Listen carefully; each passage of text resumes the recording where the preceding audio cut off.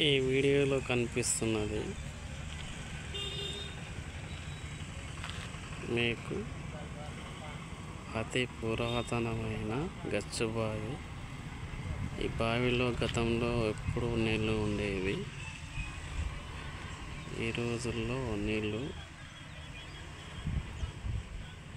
లేవు, శిథిలావస్థకు చేరుకున్నది. కాబట్టి దీన్ని పునరుద్ధరించి పర్యాటకంగా